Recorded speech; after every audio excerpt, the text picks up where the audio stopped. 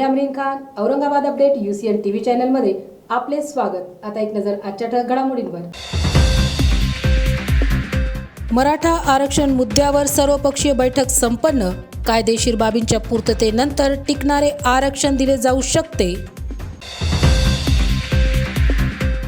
घाटीतील कंत्राटी आरोग्य सेविकांना सेवेत कायम करून घ्या, आयटकची मागणी।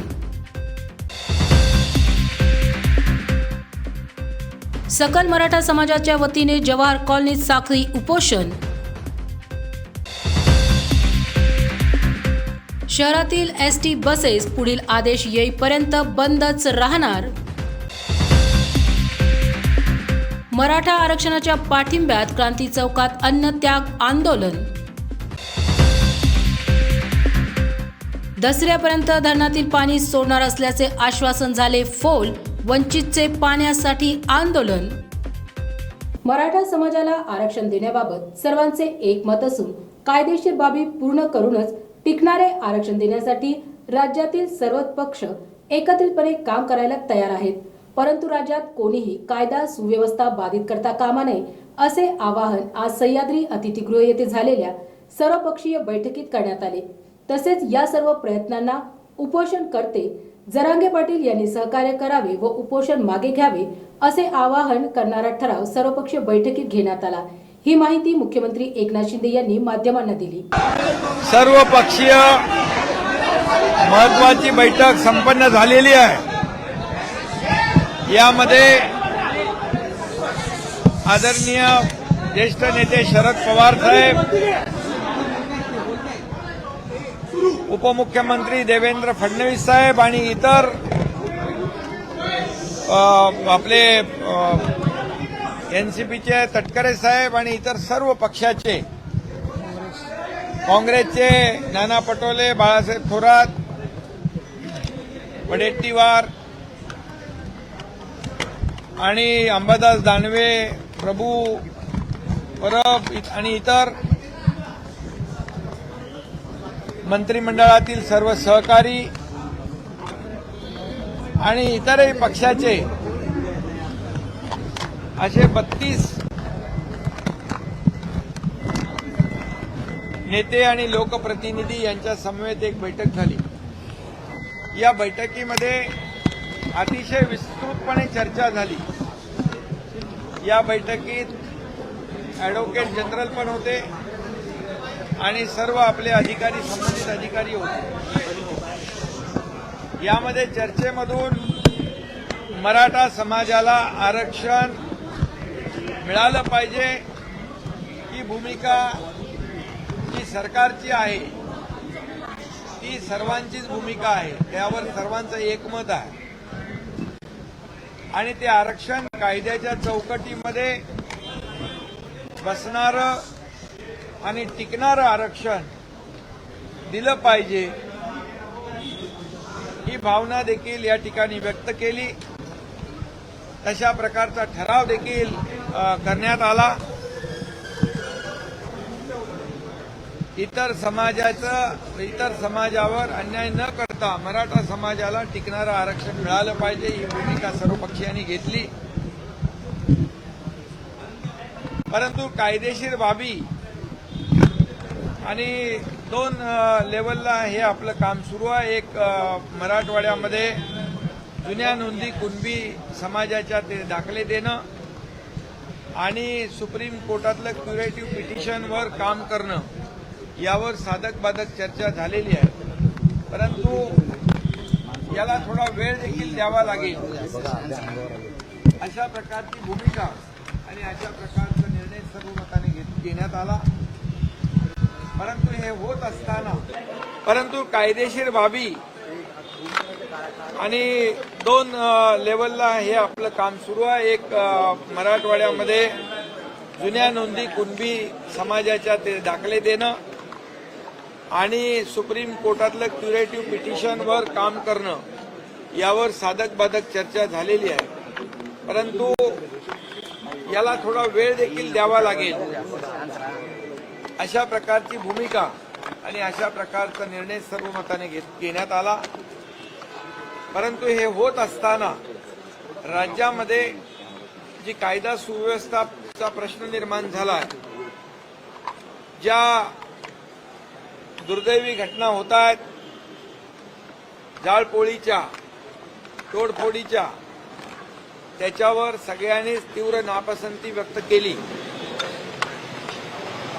आणि अशा प्रकारच्या घटना घडल्यामुळे मराठा समाजाचं जे शांततेने आणि शिस्तप्रिय असणारं आंदोलन याला देखील गालबोट लागलं आणि याच्यामध्ये गालबोट लागण्याची शक्यता नाकारता येत नाही आणि हे आंदोलन हिंसात्मक पद्धतीने होऊ लागलं यावर देखील सर्वांनीच नापसंती व्यक्त केली आणि कायदा सुव्यवस्था राखण्यासाठी सरकारने ठोस पावलं उचलली पाहिजेत अशा प्रकारची भूमिका सर्वांनी एकमताने घेतलेली आहे आणि म्हणून यासाठी प्रामाणिकपणे सरकार 2 पातळ्यांवर काम करतंय।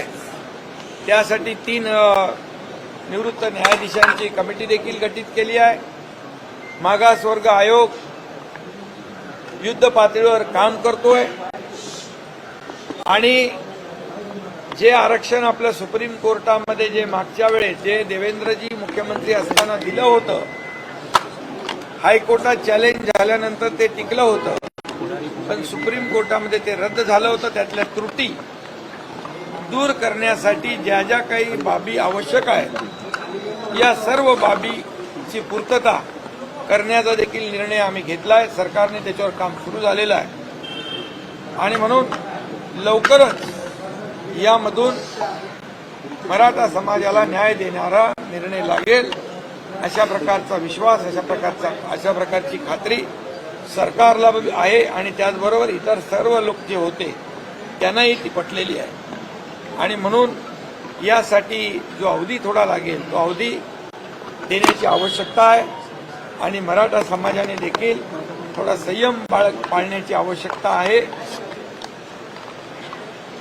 आणि सरकारला थोडा वेळ देण्याची आवश्यकता आहे आणि म्हणून सर्वानुमते सर्व पक्षाच्या लोकांनी मनोज जरांगे पाटील यांना देखील आवाहन केलेलं आहे की आपण देखील या प्रक्रियेला सहकार्य करण्याची आवश्यकता आहे आणि हे जे आरक्षण आहे हे मिळवून देण्यासाठी ज्या ज्या बाबी करायच्या ते सरकार करायला तयार आहे आणि म्हणून सर्वांनी एक आवाहन केलं की मनोज जरांगे पाटील यांनी या वेळ जो लागतोय तोपर्यंत त्यांना सहकार्य करावं आणि आपलं जे काही आंदोलन आहे, आपलं उपोषण जे आहे ते मागे घ्यावं अशा प्रकारचं सर्व लोकप्रतिनिधींनी, सर्व पक्षाच्या नेत्यांनी एकमताने तशा प्रकारचा ठराव आजच्या बैठकीमध्ये केलेला आहे। माझी मनोज जरांगे पाटील यांना आपल्या माध्यमातून देखील विनंती आहे की आमचा प्रामाणिकपणा आणि सरकार करत असलेले प्रामाणिक प्रयत्न यावर आपण विश्वास ठेवावा, कारण हे आंदोलन आज याला वेगळी दिशा मिळू लागलेली आहे, वेगळ्या दिशेला हे आंदोलन जाऊ लागले। सर्वसामान्य माणसाच्या मनामध्ये असुरक्षितता वाटता कामा नये।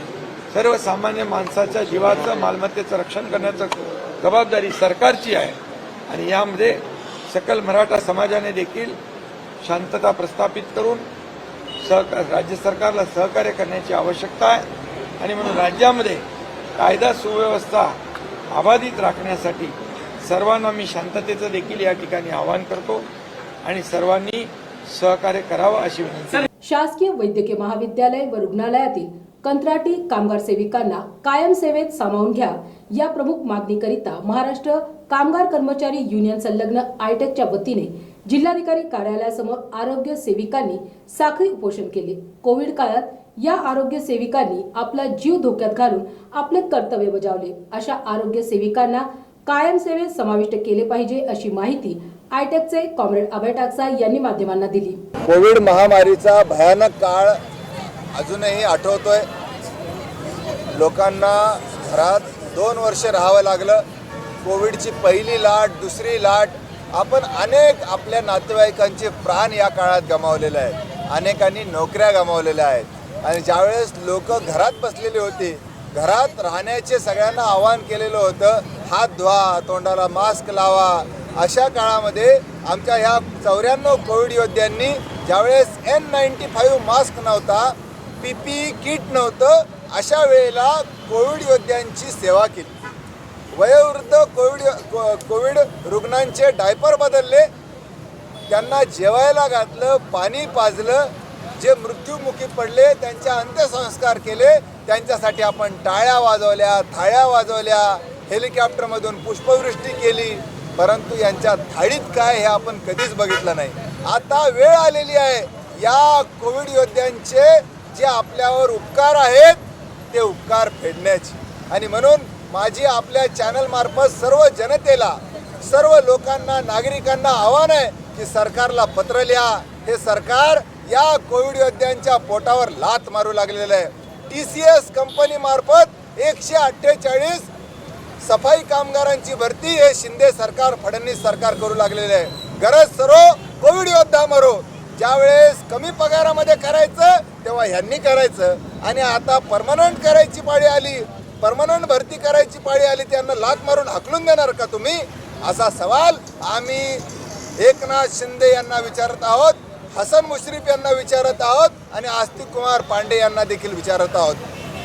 आमची मागणी आहे, सरकारबद्दल चुकीचा संदेश जाऊ नये याची काळजी एकनाथ शिंदे यांनी घेतली पाहिजे. या 94 कोविड योद्ध्यांना सेवेत सामावून घ्या आणि उर्वरित भरती करा. कारण घाटीला फक्त 148 कामगारांची गरज नाही आहे, घाटीमध्ये जवळपास 1000 मजुरांची गरज आहे. तुम्ही पाय उचलला की आम्ही खाली लगेच जमीन पुसून घेऊ, एवढं घाटी स्वच्छ ठेवू. घाटीच्या अस्वच्छतेची चर्चा पूर्ण महाराष्ट्रभरात होते, कारण त्या ठिकाणी सफाई कामगारच नाही. तुम्ही त्या ठिकाणच्या स्वच्छतागृहात जा, अत्यंत घाण आहे त्या ठिकाणी पाणी नाही, त्या ठिकाणी स्वच्छता करायला पाणी नाही, कर्मचाऱ्यांची कमी आहे. त्यामुळे 1000 कर्मचाऱ्यांची भरती केली पाहिजे. 750 मजूर पूर्वी होते, आता लोकसंख्या वाढलेली आहे. जी घाटीची जी क्षमता आहे 1700 रुग्णांची क्षमता आहे आणि त्याच्या तिपटीनं त्या ठिकाणी रुग्ण येतात. दररोज 10,000 लोक त्या ठिकाणी घाटीला भेट देतात आणि 10,000 लोकांनी जी अस्वच्छता केलेली असेल ती साफ करायला किमान 1000 लोक तर पाहिजेत. म्हणून आमची मागणी आहे की TCSची भरती थांबवा, या 94ला सेवेत कायम करा आणि मग उर्वरितची भरती करा अशी मागणी आहे. आणि असाच आपण कोविड योद्ध्यांना न्याय देऊ शकू. मी ॲडव्होकेट कॉम्रेड अभय टाकसाळ, महाराष्ट्र कामगार कर्मचारी युनियनचा सेक्रेटरी. बंद करा, TCSची भरती रद्द करा, कोविड योद्ध्यांना सेवेत सामावून घेतलंच पाहिजे, कोविड योद्ध्यांना सेवेत सामावून घेतलंच पाहिजे. मराठा आरक्षणाकरिता संपूर्ण शहर आणि जिल्ह्यातून मराठा बांधव हे विविध मार्गाने मराठा आरक्षणास पाठिंबा देत आहेत.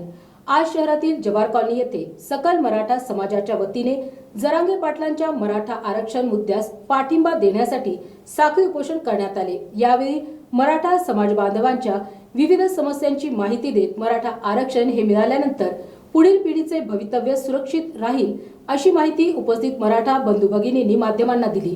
जय जिजाऊ जय शिवराय. मी संजय शिंदे.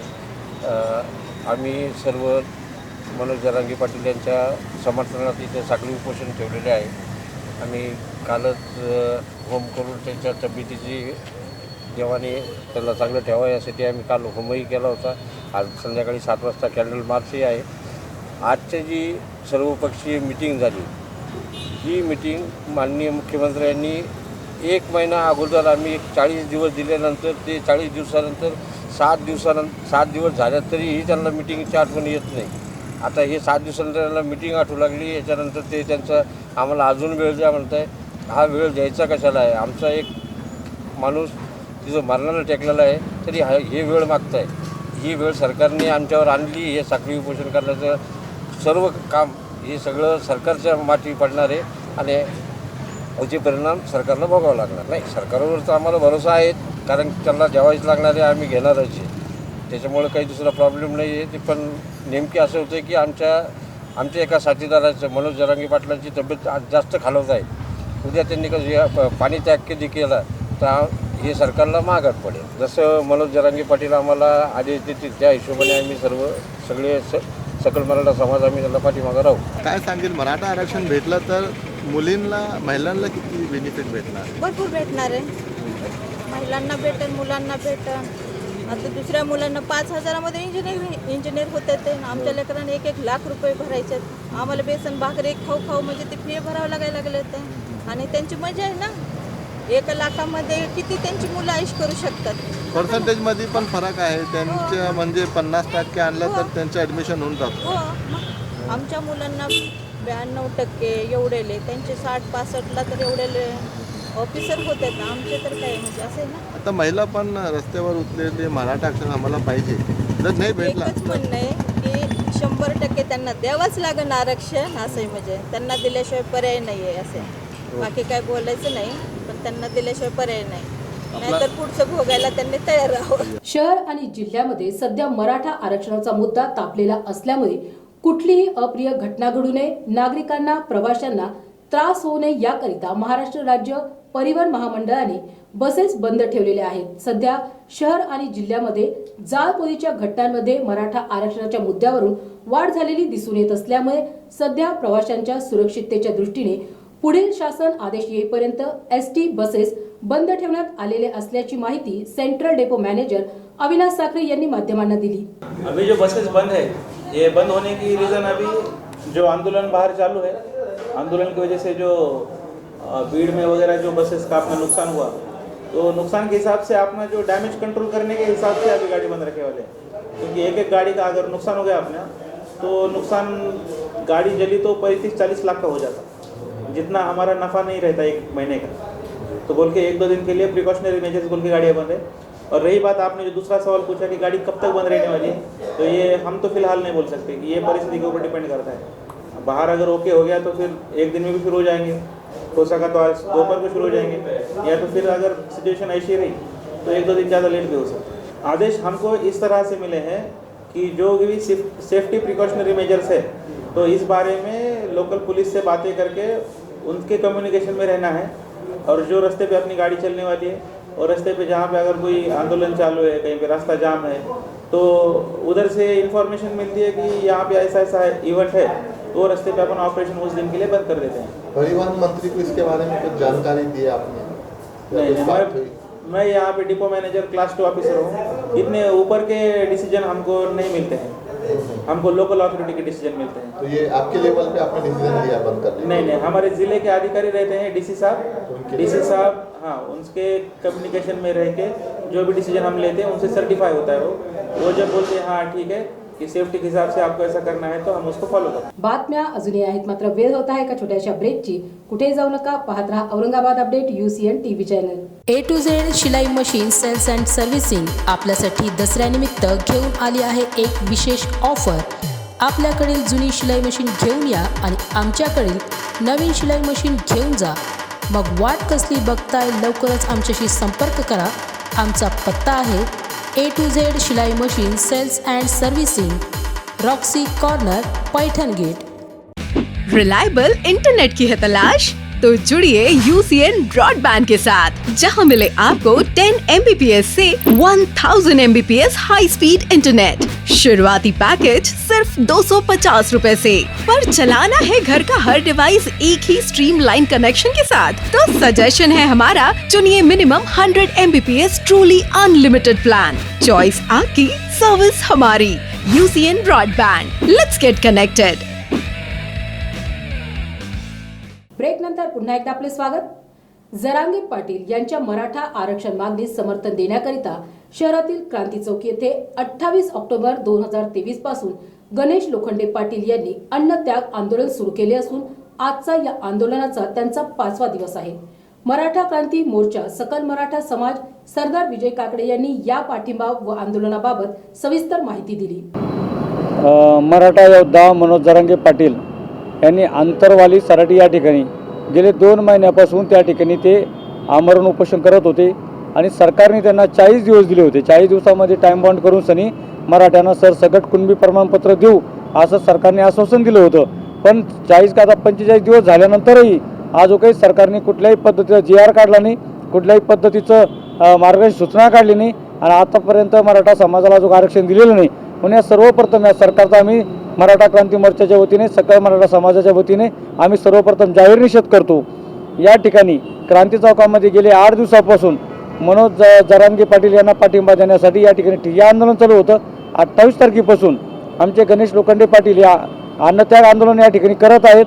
आता त्यांचा 4था दिवस आहे आणि सरकारला विनंती असेल की येत्या 1 ते 2 दिवसाच्या आतमध्ये मराठ्यांचा आरक्षणाचा प्रश्न काढावा, अन्यथा तुम्हाला महाराष्ट्रभर फिरू देणार नाही, एवढंच सांगतो। नाही, सर्व पक्षांना माझी सर्वप्रथम विनंती याच्यासाठी करतो आम्ही का तुम्ही मराठा समाजाला आरक्षण देण्याचा जो मागे जो ठराव पास केला होता तो ठरावावर तुम्ही ठाम राहून सनी मराठा समाजाच्या गोरगरिबाच्या शेतकऱ्यांच्या मुलामुलींना शिक्षणासाठी कशी मदत होईल त्यासाठी तुम्ही मराठा आरक्षणाचा विषय मार्गी लावावा, अन्यथा तुम्हाला सर्व पक्षावरती आम्ही मतदानाच्या रूपाने बहिष्कार टाकू आणि छत्रपती शिवाजी महाराजांनी स्वराज्य जे निर्माण केलं होतं 18 पकड जाती धर्माला घेऊन सनी तेच मराठा क्रांती मोर्चाच्या माध्यमातून पुन्हा एकदा आम्ही स्वराज्य निर्माण करू।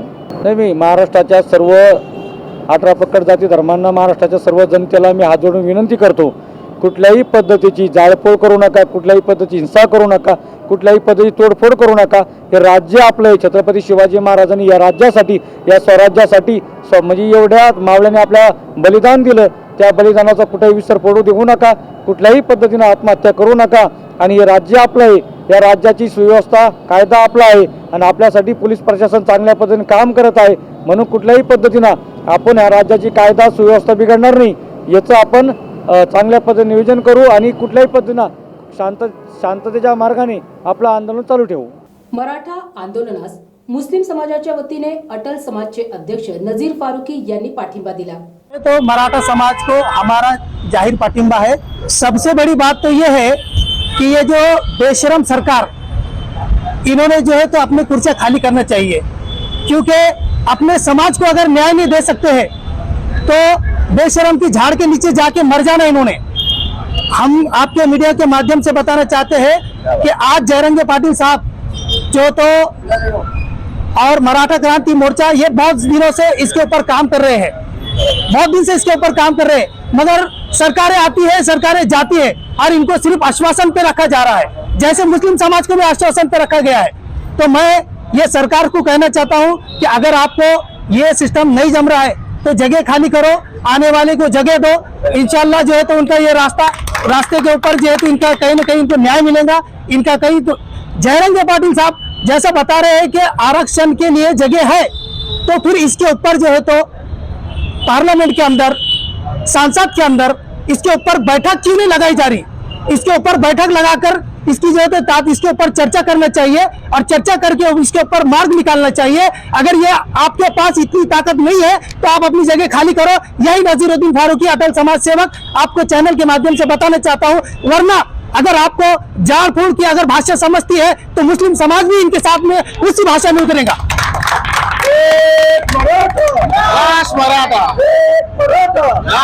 तो मैं आपको बताना चाहता हूँ, हमारे इम्तियाज जलील साहब जो है तो बैंकों के मसले उठाती है। जब मुख्य यहाँ पे जो मंत्रिमंडल होता है तो जब बैंकों के मसले उठाते, अरे समाज के मसले उठाने चाहिए, बैंकों के मसले तो चलते रहेंगे। उनके बैंकों के मसले उठाने के लिए भागवत करार नहीं है क्या? अरे मुस्लिम समाज का मुद्दे को उठाना चाहिए था, मराठा समाज के मुद्दे को उठाना चाहिए था, उस बैठक में इस मैसेज को देना चाहिए था। क्या कर रहे हैं आप? कौन सी राजकारण कर रहे हैं? समाज एक तरफ जो है तो भूखा मर रहा है, रोड के ऊपर उतरा है, समाज के कोई किसी समाज की तरफ ध्यान नहीं है आपका। अरे आप खासदार है, आपको जो है तो इन सभी समाज के लिए लड़ना चाहिए। स्पेशली मराठा समाज जो है तो पिछड़ गया है, आज इतना पिछड़ गया है कि उन्हें आज वो आत्महत्या करने पे जो है तो आमादा है। तो अध्यक्ष साहब ने जो है तो मराठा समाज की तरफ ख्याल करना चाहिए और उनकी जो है तो ये समस्या जो है तो संविधान के तहत जो है तो उनको न्याय दिलाने का काम करना चाहिए। अब हम वंचित नहीं है, पहले आपको मीडियम के माध्यम से बताना चाह रहा हूँ कि अब हम जागरूक हो चुके हैं। अगर ये सरकार इसके ऊपर निर्णय नहीं लेंगी तो इसका डिसीजन क्या होगा सरकार नहीं जानती।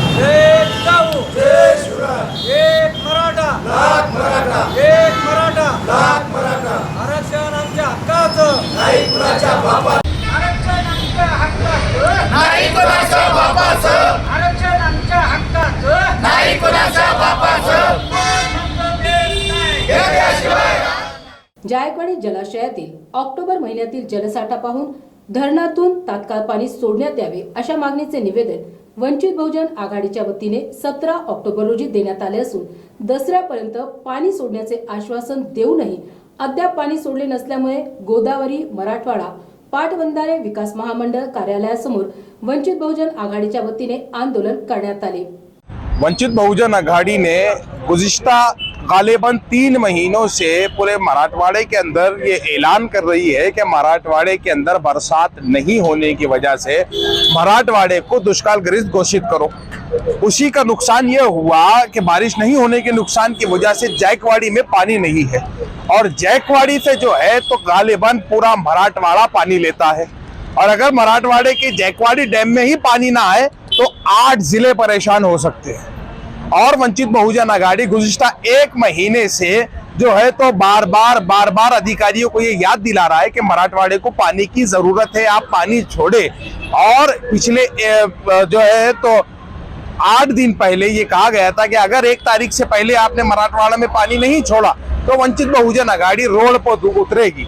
और आज वंचित बहुजन आघाड़ी रोड पर उतरकर ये बताया है प्रशासन को कि हम जो पानी मांग रहे हैं वो किसी विशेष वर्ग के लिए नहीं मांग रहे हैं, वो इंसानियत के लिए मांग रहे हैं, देहातों में पलने वाले जानवरों के लिए मांग रहे हैं। और जो उद्योगपति अपने जो है तो एसी कमरों में बैठे हुए उनकी कंपनियां भी चल सके इसलिए मांग रहे हैं, क्योंकि उन उद्योगपतियों की कंपनियों से गरीब की नौकरियां वाबस्ता है। अगर कंपनियां बंद होंगे तो गरीब की नौकरियां जाएगी। वंचित बहुजन आघाड़ी ने एक ऐसा मुद्दे को रेस किया है जिसको तमाम पॉलिटिकल पार्टियों ने पसे पुष्ट डालकर रखा हुआ था। आप अपनी घर की महिलाओं से पूछो कि पानी नहीं होने की वजह से उनको क्या परेशानी होती है। महिलाएं किसी की शादी में नहीं जा सकती, महिलाएं जो है तो किसी फंक्शन में नहीं जाती, इसलिए क्योंकि उनको पता है आज का दिन नल में पानी आने वाला है और अगर आज हम नल से पानी नहीं भरेंगे तो फिर 8 दिन हमको पानी नहीं मिलेगा। ये हाल शहरों का है। लेकिन आप अगर देहातों की बात करें तो देहातों के अंदर हमारी महिलाओं को 3-3 हंडे लेकर 6-6 किलोमीटर दूर जाकर पानी लाना पड़ रहा है। ये तमाम हालात सुधर सकते हैं जब जायकवाड़ी डैम में पानी छोड़ा जाएगा। नासिक के अंदर और नगर के अंदर हमारा पानी रोक के रखा हुआ है। वंचित बहुजन आघाड़ी ने जो है तो ये कहा है कि आप जितने जल्दी हो सकते हैं पानी छोड़े। और ये वंचित बहुजन आघाड़ी की ताकत है कि प्रशासन ने अभी ही हमको जो है तो जवाब के तौर पर ये कहा है कि वंचित बहुजन आघाड़ी की मांगनी के बिना पर सिर्फ 2 दिन के अंदर मराठवाड़ा को पानी मिल जाएगा। लेकिन हम फिर भी ये कहते हैं कि अगर 2 दिन के अंदर भी पानी नहीं मिलता है तो फिर वंचित बहुजन आघाड़ी पूरे मराठवाड़ा से जमा होकर जो है तो लाखों की तादाद में औरंगाबाद की सड़कें बंद कर देंगी, लेकिन मराठवाड़ा के एक आदमी के लिए पानी लेकर रहेगी। हमने बड़े मोहब्बत के साथ ये कहा था कि अगर 1 तारीख से पहले पानी नहीं छोड़ते हैं तो वंचित बहुजन आघाड़ी आपके दफ्तर का घेराव करेगी। और हस्बे वादा अपने प्रॉमिस के मुताबिक वंचित बहुजन आघाड़ी ने आज दफ्तर को घेरा था, जिसके बिना पर कार्यकारी अधिकारी ने हमको ये लिखित में दिया है कि 2 दिन के अंदर जायकवाड़ी डैम में पानी छोड़ा जाएगा। जितने जल्दी हो सकता है वंचित बहुजन आघाड़ी के कार्यकर्ताओं को बुलाकर पानी छोड़े, ताकि इनको यकीन आ जाए कि पानी छूट चुका है। वगरना वंचित बहुजन आघाड़ी के कार्यकर्ता आज दफ्तर के सामने बैठे, कल दफ्तर में घुस के बैठ जाएंगे। पानी आलस पाहिजे, आलस पाहिजे, आलस पाहिजे, पानी आलस पाहिजे, आलस पाहिजे, आलस पाहिजे। सरकार हाय हाय हाय हाय हाय हाय, शिंदे फडणवीस हाय हाय। पुन्हा भेटूया पुढील बातमीपत्रात। तोपर्यंत पाहत रहा Aurangabad update UCN TV channel.